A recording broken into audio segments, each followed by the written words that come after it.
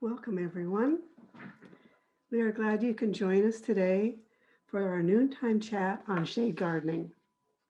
I'm Laura Iyer, and today I will be sharing some information on what to do in your shade garden. For those of you who are not familiar, the 10-Minute University trademark includes short classes, videos, and handouts on essential gardening information for you, the home gardener.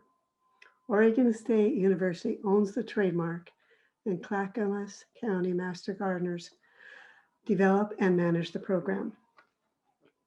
Today is the 16th in a series of 21 webinars.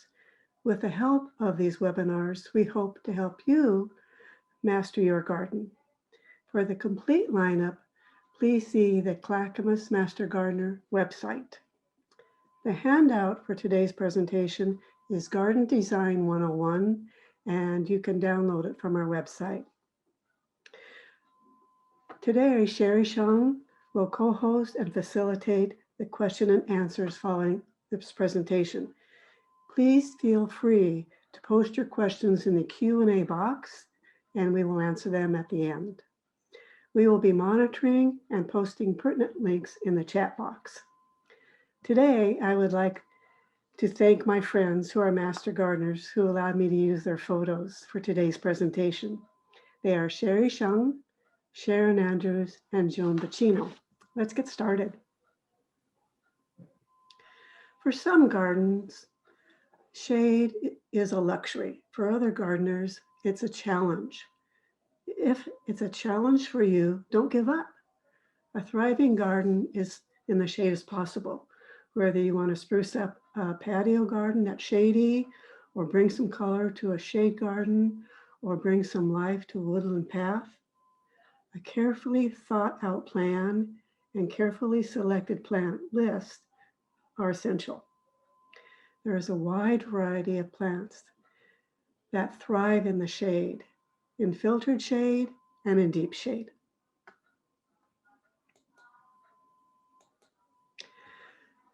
Today we're going to talk about defining the degrees of shade in a shade garden, laying out a shade garden, making a shade garden, see how containers and art enhance a shade garden, know some pests and diseases in a shade garden, and discover some of the best plants to get started with in a shade garden. The key step to plant a garden is to put in the hardscape first and then fill it with plants. There will always be a high season and a low season, but it should never look completely devoid of color.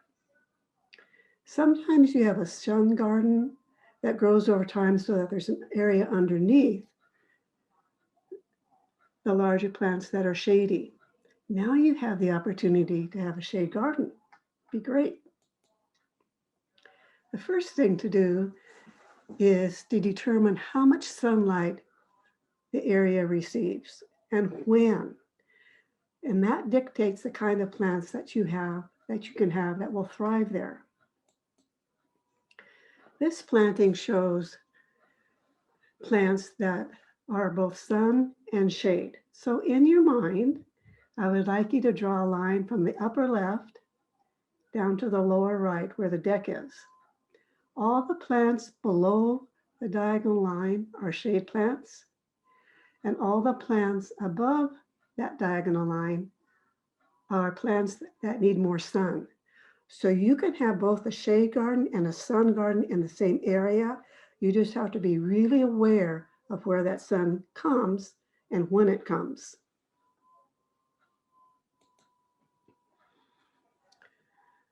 This is a woodland garden. So primroses like cooler sites with some shade to match their woodland site. They need moist, well-drained soil. If your primroses don't thrive, almost always it's because they don't get enough water. So this primrose is called Vialii primrose. It kind of looks like a lipstick plant. Then these are candelabra primroses. Great colors. And the lime green flowers are from Acamella mollis, and they kind of provide a transition from all these different colors that the primroses show. So they last until maybe early summer. This plant is Coringa Shoma palmata coreana, and it's a woodland. It takes a plant, it takes a really good shade. And in the summer, it has lemon yellow bell flowers. So in this kind of a woodland garden, you're going to get a succession of blooms because all the plants have the same sun and water requirements, or in this case, shade and water requirements. This is a garden. It's on the north side of her house, and it's two different views, from the front and then from the back. So this grass is hack and chloe. And hack and chloe is one of those few grasses that thrive in the shade. So you can see how your eye moves along to the different hack and chloe. Also, what moves your eye along this garden bed are these orange impatiens and the white flowers. Then from the opposite end, you can see the hack and chloes continued, and also the impatiens and the white flowers. So that gives when your eye moves down a garden, that gives your garden a dynamic tension that brings it alive. This pink flower that's throughout the garden is called Rogersia bronze peacock. It's an herbaceous plant. And when it comes out, the leaves are bronze. And then as the plant ages, they become green. And the flower stalks come up and they're pink, and they last all season long. It's just a gorgeous plant. This garden is mainly shrubs and trees. And look at the orange that moves your eye along, from the impatiens to the orange glass ball in the water bowl, and then to this different color orange ball farther on down. So your eye's moving down along. Look at all the different types of leaves. You have the maple leaves, you have the ferny leaves, you have the roundy leaves of the lime green plants, and you have the dark burgundy leaves of the heuchera. There's a whole lot going on in this garden, and yet hardly any flowers. So what affects your shade? The changing of seasons really affect the sun and shade conditions in your yard. Even a yard filled with shade trees can support bright spring bulbs if they emerge before the leaves come out on your trees. So pick up hints from previous seasons. If sun lovers like a marigold died, but your shade lover astilbe thrived, you've got a shade garden. On the other hand, if you have plants that get really leggy and start leaning into the sun, you know that they want to be in a sun garden and not your shade garden.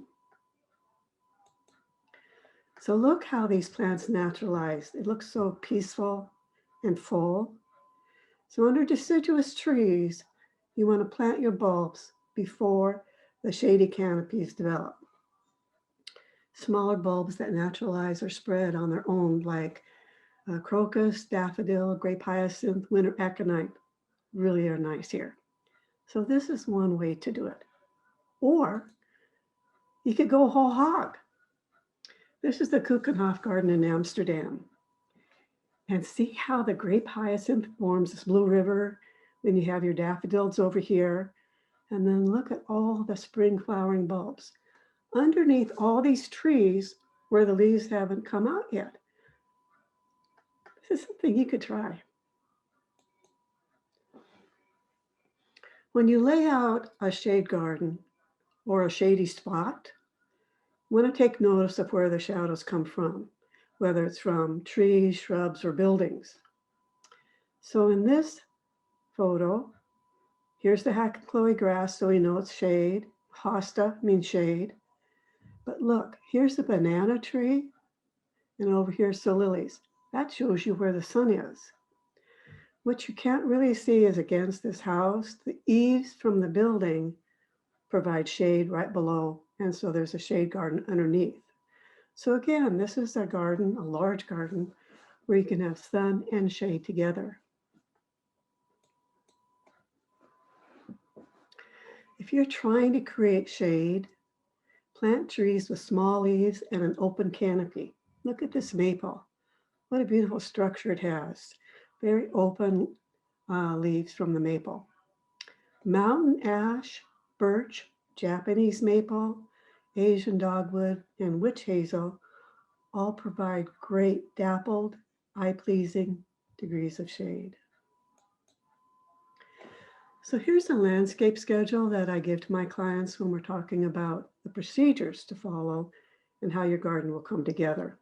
It's really important to do all the hardscape first: irrigation, fencing, patios, stairs, lighting, paths, fire pit. You want to have all that hard work done. You have a lot of machinery, a lot of people going back and forth, and it takes the longest when you're putting out a garden. You don't want to come back in and have to put in that hardscape. It's so hard and you can hurt your plants. So then amend your soil, then put in the specimen plants that just really draw your eye. One garden designer called them exclamation marks. So once you have the exclamation marks in, then you put in the shrubbery that's going to go around these specimen plants. And the specimen plants provide the grouping areas where all these plants are going to go, like peonies, rhodies, and small shrubs. Then you put in your perennials. The very end, you put in the annuals. And I use them like icing on the cake to fill in holes where the other plants haven't really had a chance to grow in yet. Then you mulch, and that makes your garden look finished. Most crucial thing is to have a watering plan. If your garden's going to fail in the first few years, it's almost always a lack of water or too much water. So really pay attention to that. Now we're going to see how a garden comes together. This is in 2018, her house. This is the side yard of her house. This was full of creeping juniper, and she had a contractor take it out. Then she laid down the permeable fabric, and you can see how she's already got the curves of the flower beds lined out on this side, and then against this side, also where her containers are, that's going to hold her vegetables. The troughs have been delivered that she's going to grow her vegetables in. Now the material has been dumped. She has compost, quarter minus gravel for her paths, and a planter's mix that's going to go inside the troughs. Now the fencing's in, the drip line's in, the gravel's been laid out, the troughs are getting in place, and the pergola's been built, and the chairs are already there. This is a closer look at the pergola. And if you can see how the very top of the pergola is painted blue, so it picks up the blue of the chairs. We're going to talk about this in a little bit. And the flower beds have a really nice curve to them. And she has that rubber border in to keep the gravel in place. Okay, 2020. Look how full it is and how beautiful it is. So this friend intentionally created a sun garden for her vegetables and a shade garden for her to rest and enjoy her beautiful garden. This is a closer look at the pergola. So now the blue chairs and the blue cushions pick up the blue and the prayer flags at the very top of the pergola. This hydrangea is Hydrangea paniculata limelight. The purple clematis on the left. And over here are golden hops. And the golden hops will cover the pergola to give shade for her. This is a closer look at that blue. Isn't that pretty? And the prayer flags at the very top.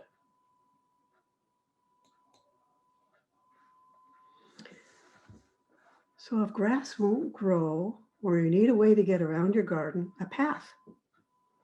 Reducing soil compaction will preserve and increase aeration and drainage in your shade garden. This provides air and water for the microbes and roots, which are necessary to their life. The bricks and these upside down wine bottles will probably be very wet and slippery in winter. And if there's icy, very slippery. If you have a large bed in your shade garden, like 6 to 8 feet, even bigger, you might think about putting stepping stones in the back of the border so you can work back there when you're grooming your garden and not step on your soil. Poor soil often hampers a shade garden more than lack of light. So if you make a great big new shade garden, add liberal amounts of organic matter to it, and be careful not to disturb the tree roots. Add mulch. 4 inches is the recommended depth. And as we know as gardeners, mulch helps conserve moisture, smothers weeds, keeps your soil cool during the summer, and adds nutrients that then filter down to your microbes and roots. Be careful when you add the mulch that you don't bury your trunks, because then they become vulnerable to the vermin and pathogens. I wanted a photo to remind me to talk about watering and fertilize. So, waterfall. By definition, a shade area slows plant growth, so your plants in low light need less water and energy, not more. So you want to water less often, but when you do it thoroughly and deeply. And because the shade garden is not receiving a lot of sunlight, the photosynthesis isn't happening, so your plants are growing slower, so they rarely need fertilization.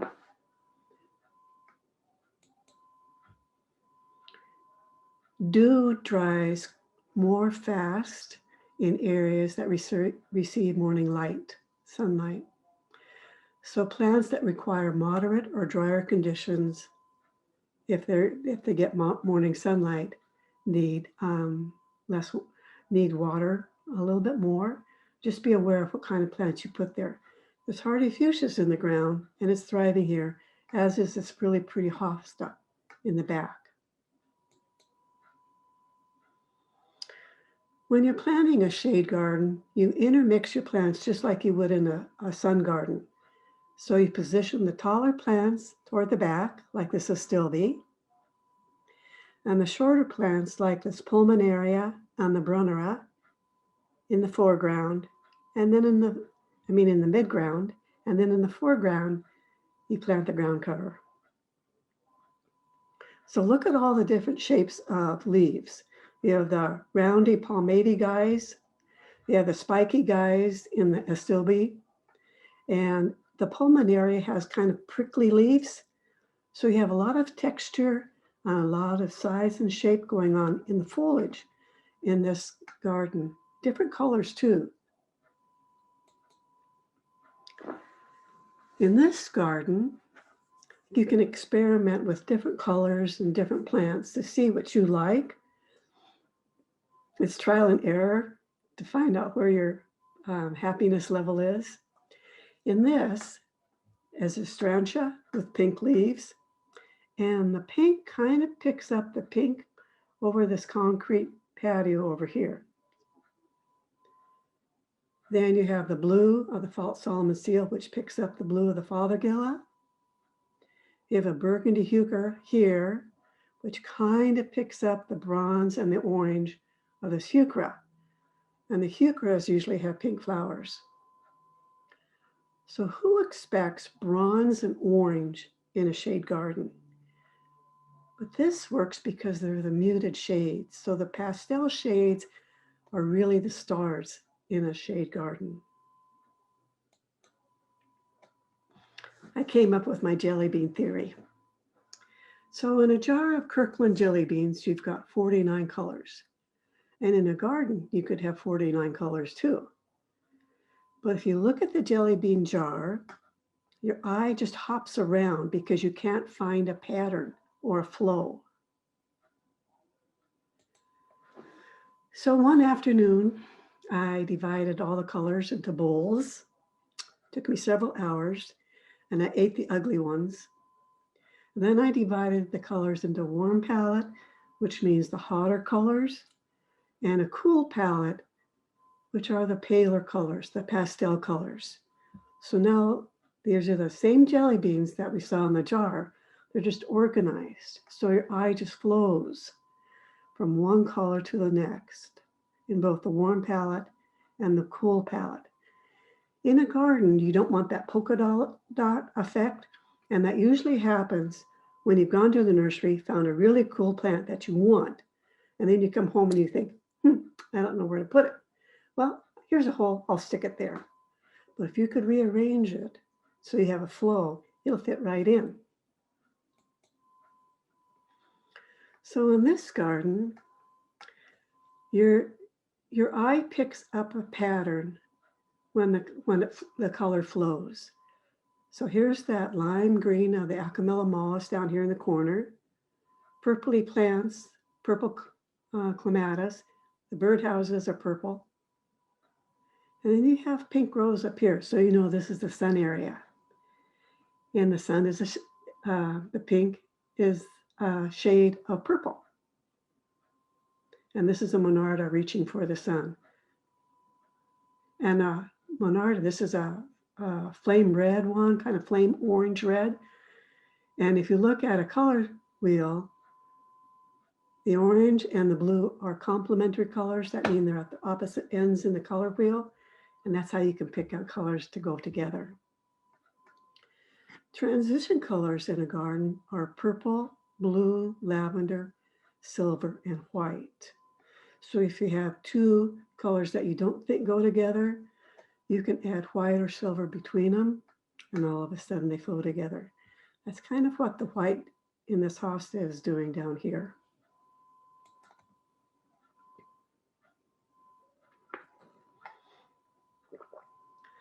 So tapestry is the art of weaving plants together in a garden to create a pleasing combination. So look how well these all go together. This is an astilbe with deep burgundy leaves, the blue hellebore, blue hosta, pink hydrangea. Okay, so the pink is an off color of the burgundy, but what is the star of this combination is this abelia. And the abelia's leaves are rimmed in white and pink. And when you stand up close to this combination, the pink hydrangea also already has a place. This is wonderfully put together. Foliage is a key ingredient in a shade garden. You make it your mainstay, so you can allow different colors and textures to complement one another, and then that gives you visual appeal. Foliage comes in shades of green, blue, purple, blackish, white, red, gold, silver, many shades therein. And in this one, there are shades of purple from the lace leaf maple to the burgundy heuchera. The yellow hosta picks up the yellow green in the podophyllum, and also the green, the kind of the lime green in this blue hosta. But look at the conifer in the background. See the underleaf? It's silver. So this whole area flows together. And this hosta has a little bit of white in it that picks up the silver. And there's no flower. This photo has tremendous color with no flower. You want to use shade-loving plants, shrubs, to create beds. to add height and structure. And then you can display your lower shrubs against them. Good choices include camellia, daphne, dogwood, hydrangea, sarcococca, rhodies. In this Master Gardener's bed, this is a daphne called Briggs Moonlight, which is a sport off Carol Mackey. And Briggs Moonlight is semi-evergreen and its yellow flower leaves tinged in green. It has pink buds and it's very fragrant. But if you look at this border, it's the yellow that brings your eye to this planting. Now you can see the strappy leaves and the brunnera in the background. It's that Daphne is the queen. So green is known as the master color of peace and renewal. It is the most restful color to your eye, and your eye can see more shades of green than any other color. So green is very restful, just like these shrubs are green. So it's a kind of a restful, serene photo. And it's restful just like a lawn is in a sunny garden. It gives your eye a place to rest. So look at the ferny leaves. Then you've got the arrow kind of leaves. And these are all kind of matte, meaning that they absorb light. And the background is shiny, and I think it's a holly. So you have the dynamic tension between shiny leaves and matte leaves. Then you've got the wonderful statue. Her name is Bird Girl, and she's 5 feet tall. But what makes this is these Casablanca lilies that are going to pop pretty soon. Here's a clump, and then over here's a clump. So Casablancas can take some shade. So there must be just enough shade in this planting that allows these Casablancas to flourish. Think what this area is going to look like when all of a sudden you have that white pop of lilies. It's going to be stunning. Yellows and whites reflect light, and in a shade garden, they illuminate shiny spots. So if you want to bring your eye to a certain spot in your garden, just like that Daphne we saw previous, put in a yellow plant or white. And I used white impatiens along my garden beds to bring my eye along the bed. This is in my garden, and this is a senecio called Angel Wings. It doesn't flower, and for me it's an annual. The leaves are soft like velvet, and I put it in front of a cement leaf that I had rocks in. And then this is an alstroemeria that's tinged in white, which is picked up by the senecio. And the flower color is apricot, which is my favorite color in the garden. So I put this combination together of the senecio and the cement plant leaf and the alstroemeria, and it just didn't do enough for me. Then I found these blue balls in my shed, and I put them in, and all of a sudden I'm happy. Here's another cement leaf, and the rocks in it have carved frogs on top. What brings your eye to this combination is this red begonia, but it's enhanced by this coleus behind it that's called campfire. And then look at this paniculata hydrangea. It's called bombshell, which picks up these colors right here. So they're all kind of yellow and orange, which picks up these two. It's lovely. Color echo means that you weave a planting together by drawing upon a variety of sources of color that usually reflect one another. So the color can come from flowers or foliage or hardscape or ornamentation. So in this photo, the blue hellebore, yeah, cool. This big shrub, this oxalis, purple oxalis, is lost because it just can't compete with the size of these shrubs around it. But you put these purple balls around it, and all of a sudden it's a moment in your garden. Looks great.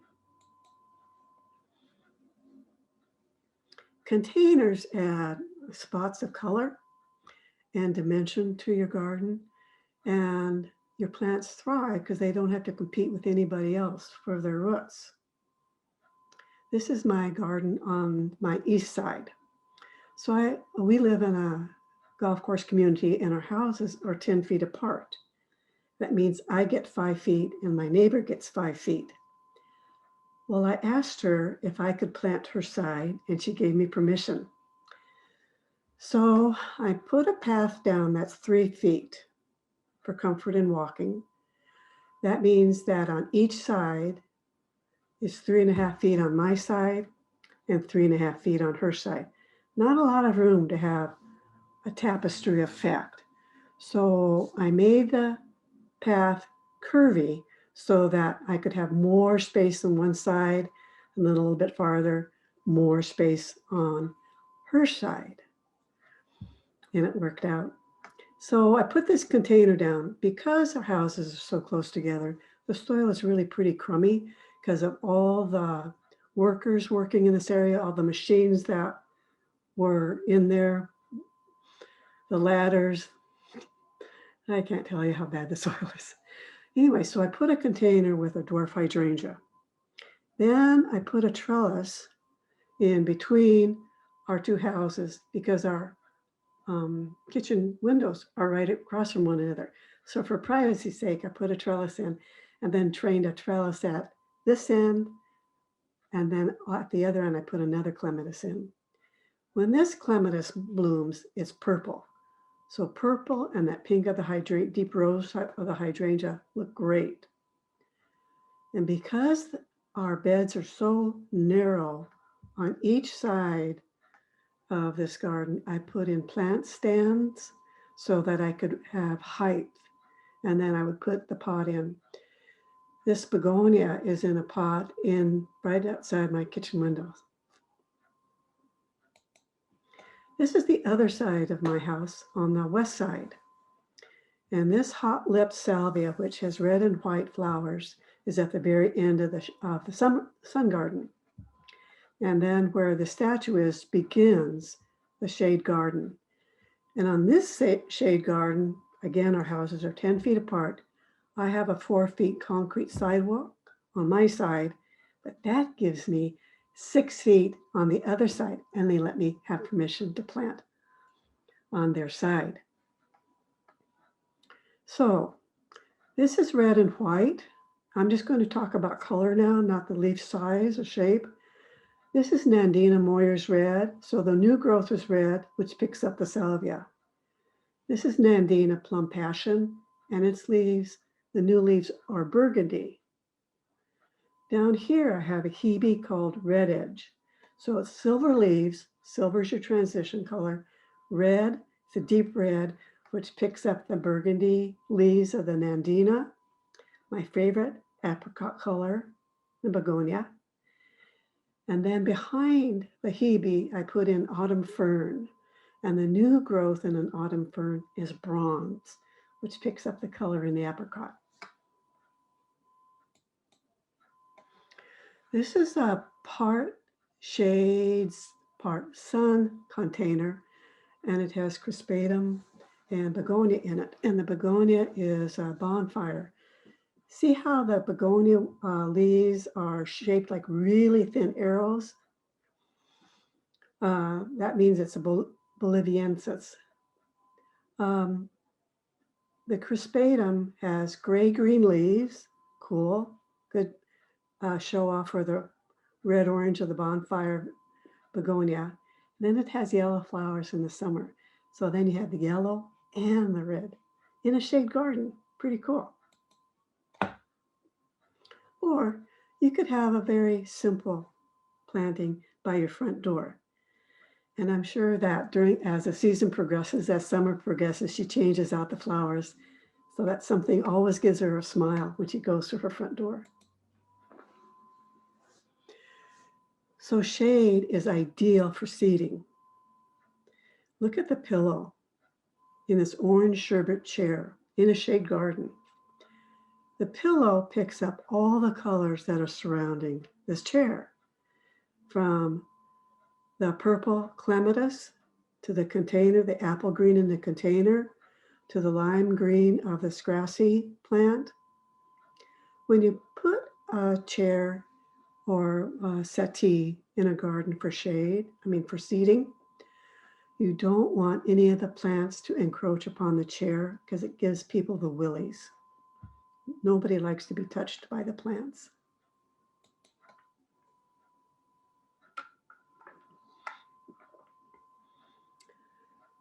Email came in a week or so ago about damage in a shade garden. So the tree or large shrub, I'm not sure, which gave her shade, got damaged badly in the ice storm, and she wanted to know what to do about it. So without visiting the site and without having a photograph of what actually was caused by it, I thought I would just talk in general terms about ice storm damage. So after an ice storm, inspect your trees and shrubs for damage. If it's a large tree or shrub, there's kind of a 50-50 rule. If more than 50% is damaged, you might have to remove the plant.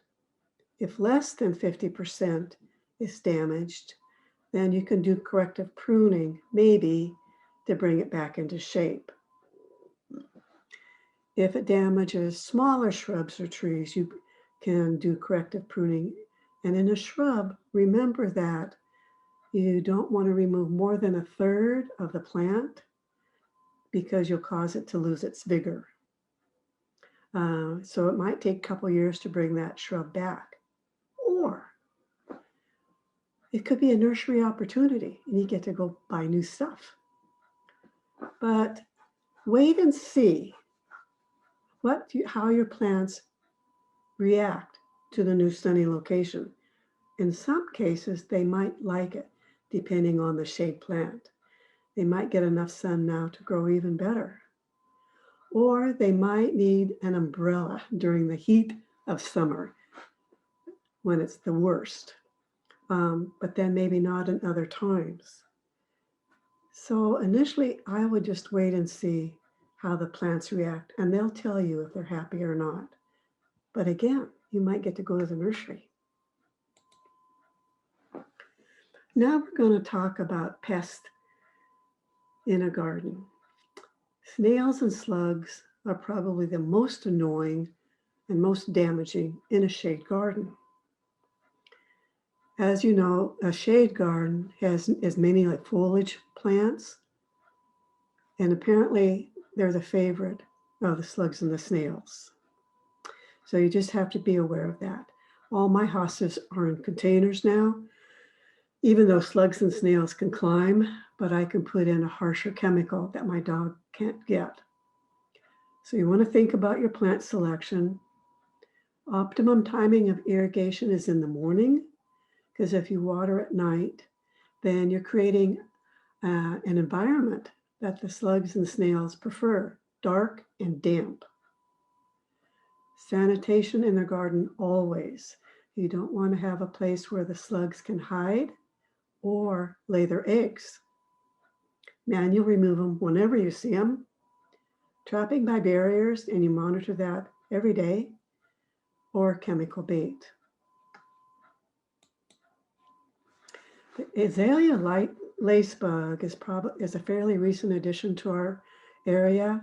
Probably came within about 10 years ago, and it seems to really damage rhodies and azaleas. They're tiny little guys, and their wings are really pretty. They look like lace. They live underneath the leaf, and they have piercing mouth part, and they sucking out the nutrients from the leaf. So your leaf looks like this rhododendron leaf, where it's just faded, almost a gray-green, depending on what your leaf is. And once you see lace bug damage, you'll always know what it is. And then if you lift up the leaf, you'll see all these black tar spots and the stippling that's occurred by the mouth part. It's really hard to control them.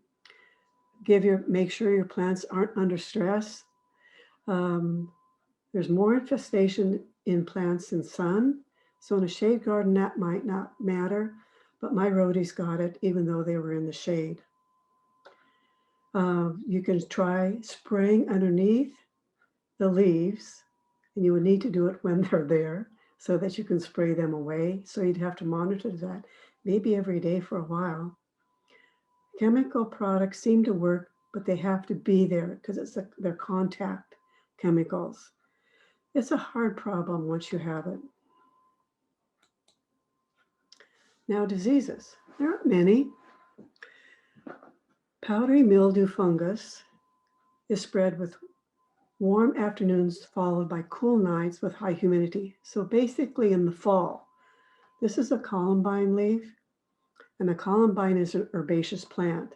And in my garden, I get these every year on the columbine plants. And I just cut off the leaves because I know it's going to die anyway, and I don't want to use any fungicide when I don't have to. And often I'll get a new flush of bright green new leaves, and then it dies. And then in the spring, I get a whole new plant with no damage. Black spot fungus on shrubs looks and acts just like black spot on roses. So wet conditions, so try to water in the morning so that during the day the leaves dry off. The leaves turn yellow and fall off. So you want to have a lot of sanitation so that the spores that are on these leaves aren't lifted up by water and re-attack your plant. This is a Caria, and it's a really good shade plant. And in late spring, it has hundreds of double yellow flowers. It's just gorgeous. Downy mildew attacks impatiens. Impatiens are probably the most popular shade plant as an annual in a garden because it's got great color, it's very available, and it's a good price. And it brings so much color to a shady garden. So it's very downy on the back. That's how you can be sure that it's downy mildew. This is what your impatiens look like. It just goes through and wipes them out. You could use a fungicide, but actually it's just cheaper and easier to dump these guys in the garden, in the garbage. There are two impatiens that are in different enough families that they don't get downy mildew. And those are the sun patients you see in the nursery and New Guinea impatiens. And the sun patients are coming out with fabulous color right now. So I always buy those.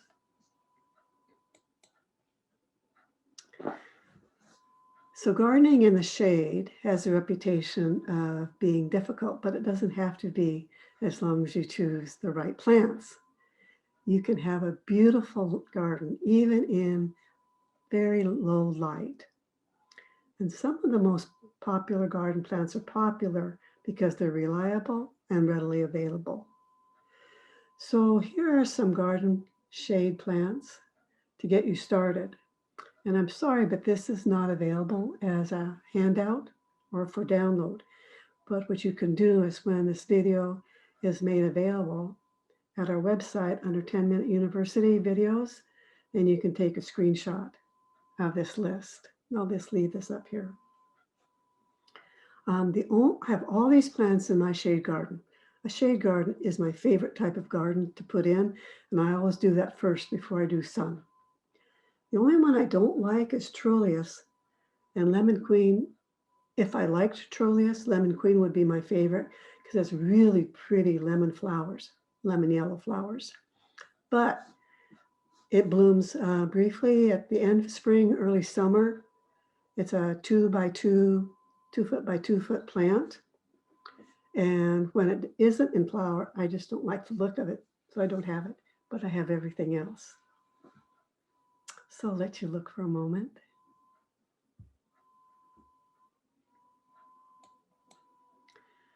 This is a hydrangea in my garden, and it's one of my favorite hydrangeas. It's a blue lace cap hydrangea, so has a tinge of blue, but what I like it for are the leaves. The leaves are yellow and green, and then later on it gets tinges of white and gray. It's a 5x5 plant or 6x6 if I'm not pruning enough. And it just brings happiness to me, and especially the yellow leaves on such a big plant. It's lovely. So thank you. And the next slide will give you some handouts, sites to go to get.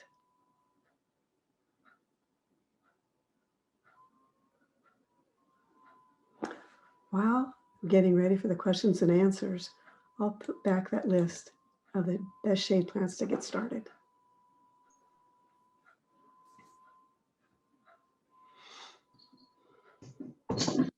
Hi, Laura.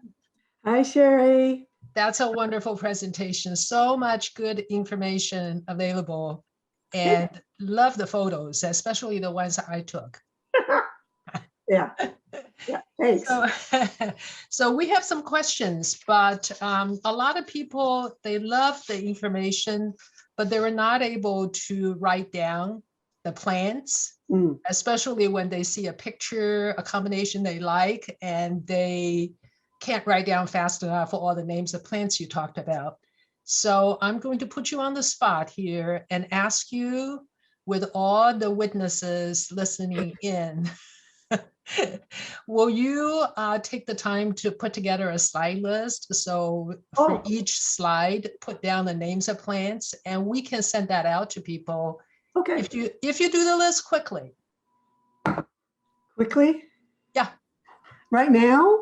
Not right now, but okay. You know, in a day or two, and we can just send it out in a follow-up email with everybody and give them a slide list. Yeah, I'd be glad to do that. That's great. Well, so I can say like a still bee, but I'm not sure of all the different varieties that I talked about. That's fine. You can just identify the main plants in the photo. That will really help everybody a lot.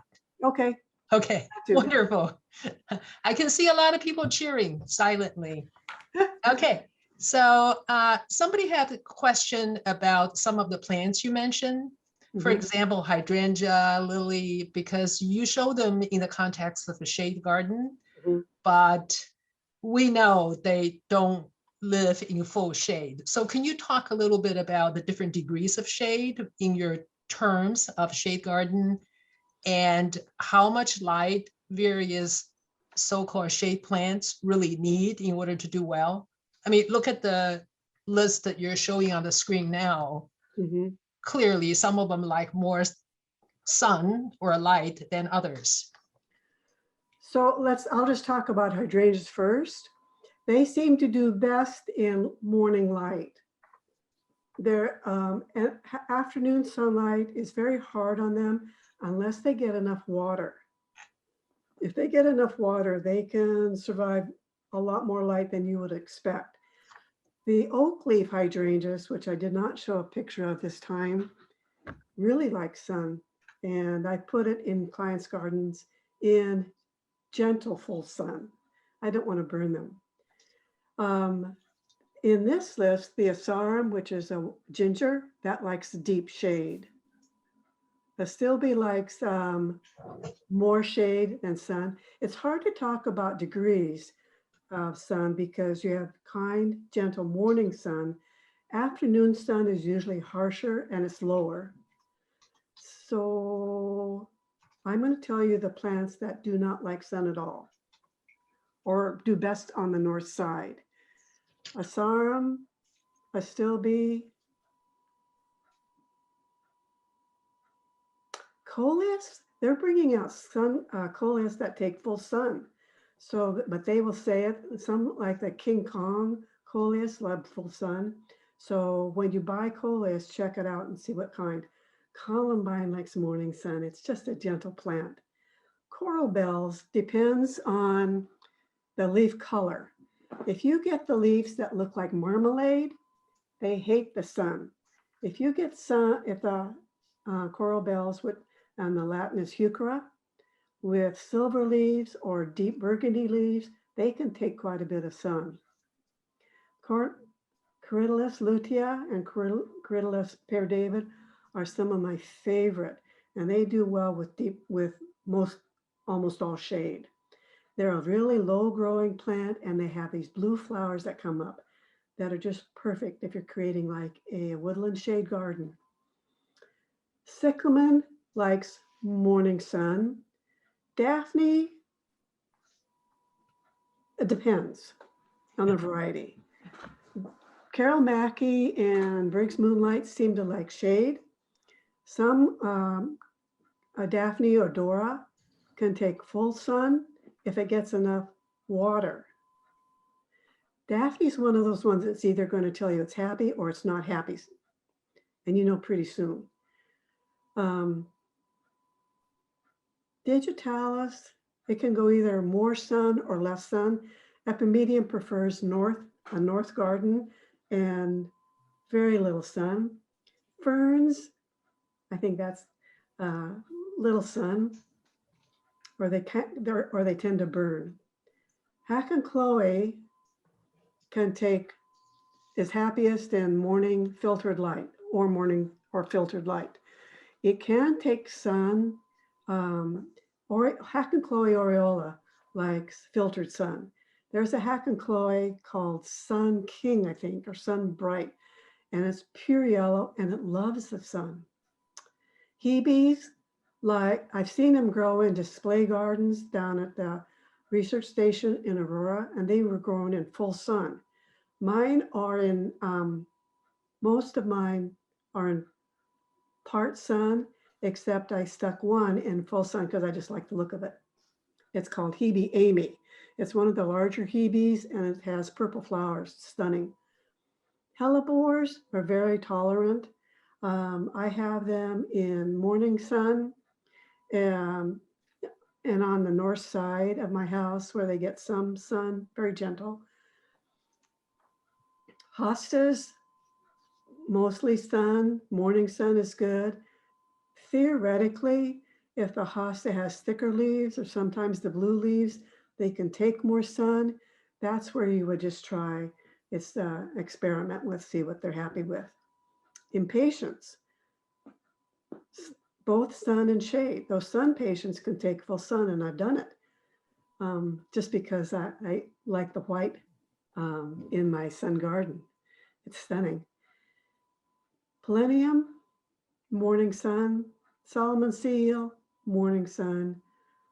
Primroses, they like the woodland area, so more shade than sun. Pulmonaria, morning sun. When I say morning sun, that's kind of a general term for me, which means like filtered light. Sarcococa does not like, and this is one of my favorite shrub plants because it's got shiny leaves. It blooms in the winter, maybe November, December through January with little tiny white flowers, and it smells like Daphne. And then after the flowers are gone, it has black berries. I think I have 8 in my garden. And it does not like the sun, so mostly a shady environment.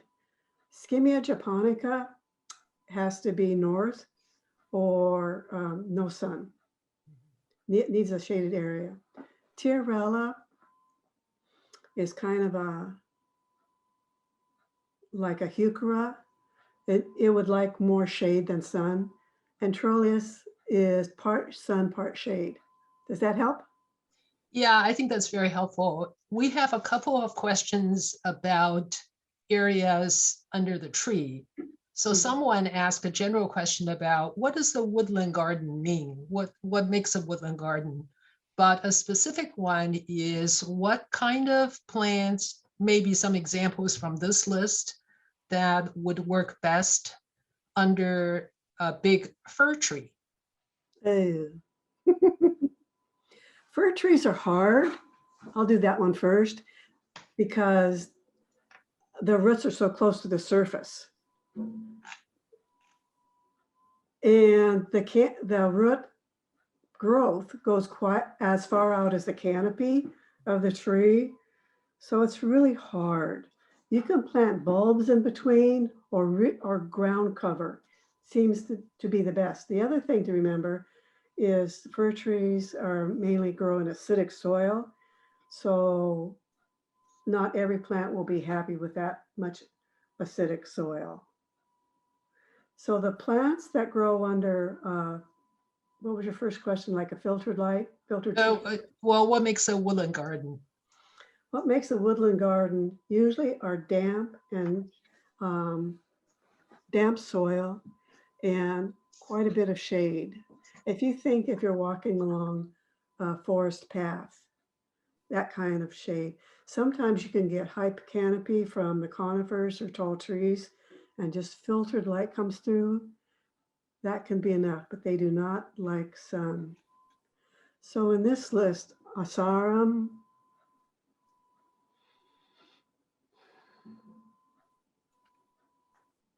Coryllis lutea or Pear David, cyclamen, epimedium would be good underneath high shade or in a woodland garden. Ferns, of course. Hack and Chloe could bring that bit of light. The Aureola variety.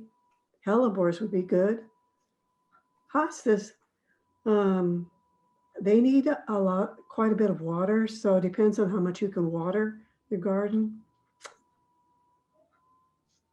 And maybe a solution is to put a few choice plants in containers, if you can work out a drip irrigation system, because then you bring in the color of the container and the pop of the plants. You mean underneath the conifers or trees? Yeah, in a shaded corner under trees. The conifers are hard to place underneath unless you get a good ground cover that likes it, but it has to be acidic. So a few people wondered how come some of the plants are left out, like heuchera or Berginia, you know, so we kind of wonder what was the basis for your list here. Coral bells is the common name for heuchera. That's that. Bergina, is that what she said? Yeah. Because I don't like it. Okay. All right. For some, so we're gonna have to wrap up pretty soon, and we did get a question that is a quiz for you. What? That is a quiz. Okay. This is to test how much you really know about plants. So we're looking for a low-growing plant that is evergreen, so looks good in the winter, and it has spring flowers and can grow in a shaded area. So I'm going to give you two. When low growing, how high is low growing? Well, it didn't say, so let's just say under 3 feet. Okay. Daphne comes to mind. That could get 4 feet, but some of the other Daphnes stay lower. I'm going through my garden. Okay, are you gonna give me hints? No, I'm not. But what I was going to suggest is Skimmia. Yeah, skimmia would do fine there, and it's evergreen. It's tough. It doesn't take much to thrive. So my favorite skimmia is Skimmia japonica reevesiana, Reevesiana, and I usually try to put that in my clients' gardens because it's got great variegation on its leaf, where the normal skimmia just plain green, and I really like it. Someone in the audience suggested Sarcococca humilis, which is a lower form. Yeah. So the thing with Sarcococca, especially the tall one, the big one that gets 5 by 5, when it drops those black berries, you get babies. You just have to realize you get to cull your nursery. Yeah. Okay, we've got just a couple minutes left. You did show or mention lilies in one of the shade garden pictures. Someone was surprised that you can actually grow lilies in the shade. That's because they were Casablancas, and Casablanca can grow not as well as in full sun, but it can grow in partial sun. And that was the one where it had that bird girl and surrounded by green. And Yeah. that I was surprised when I saw that. And then when I did research and found out that Casablancas could take partial sun, but you have to think we're looking at one moment in time. We don't know what the surrounding area is and what the sun is in that area. So that in that one particular uh, photo, there was enough sun for Casablancas to grow. There was another slide that I showed that had lilies in it, but it was growing in full sun, as was the banana. Okay. And so obviously that's sun. So we had a question about containers on the back patio that are bothered by squirrels continuing to bury their nuts in it. And I think rather asking you, I would just recommend checking out the Oregon State University hand publication that deals with wildlife conflict in gardens. And the publication number is PNW 719. So just Google for Oregon State University publications and you'll find that easily. Has quite a bit of information in dealing with deer, squirrels, and other kinds of wildlife that you may not want in the garden. I think I'm going to close with one final question about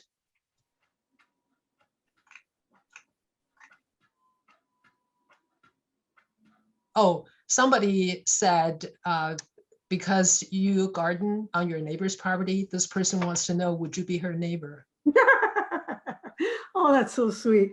I am so appreciative and so of them letting me do this. And I'm so respectful when I do garden on their side, that I don't do anything that they would not like or put in plants that they've let me know they do not like.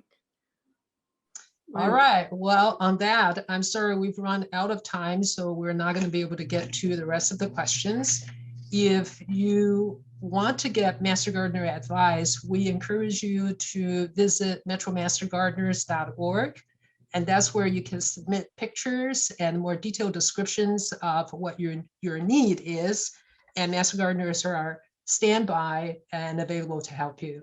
So thank you very much for joining us today for this episode. And we have one more class tomorrow on attracting hummingbirds, native bees, and butterflies to your garden. And then we're done for the rest of April. And in May, we're coming back for weekly presentations. So look out for more information about what's to come. Thank you again for joining us. And on behalf of everybody involved with Tammany University, thank you. And we look forward to seeing you soon. And thank you, Laura. Thank you.